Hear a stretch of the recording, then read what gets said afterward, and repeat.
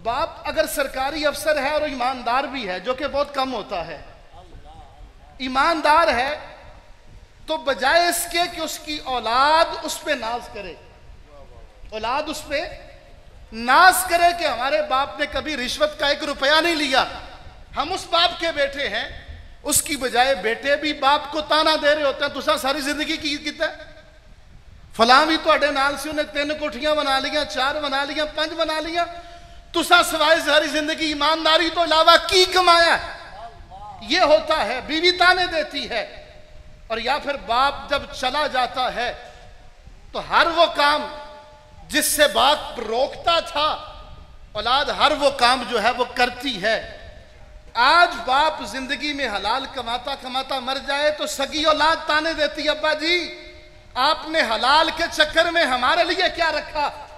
लेकिन करबला के मैदान में यह मरहला नहीं था कि औलाद के लिए कुछ छोड़ा नहीं है।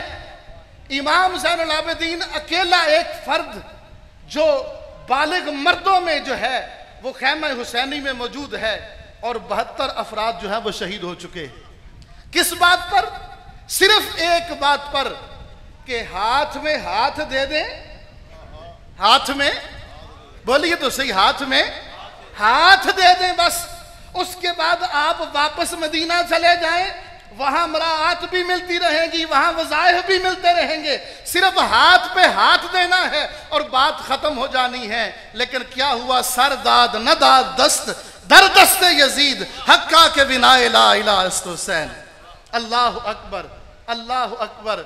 जीवकार अहबाब, फिर इमाम पाक तो दुनिया से चले गए, अब पीछे रह जाने वाले थे बेटे, जिनके वरासत में जिन्हें क्या मिला, जिन्हें 72 लाशें वरासत में मिले, 72 लाशें करबला के मैदान में, और बीबियां जो हैं वो, और ये काफिला जिसको जो है गिरफ्तार कर लिया गया है, खुद बीमार हैं, बेड़ियां पहनाई गई हैं, उसके बावजूद क्या बेटा बाप को ये कहता है कि अब्बा जी क्या छोड़ के गए, क्या कमाया जिंदगी में?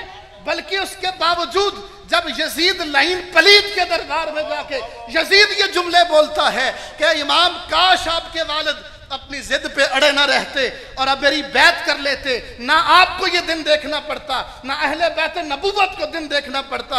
मेरे इमाम फरमाते हैं, जालिमा अमा अलिम था अन्नल कत्लु लना आदा व शहादतु लना सआदा। कहा जालिमा तेनू जब भी पता नहीं लगा, अल्लाह की राह में लड़ना हमारी आदत है, और शहीद होना यह तो हमारे लिए सादत की बात है, शहीद होना हमारे लिए सादत की बात है।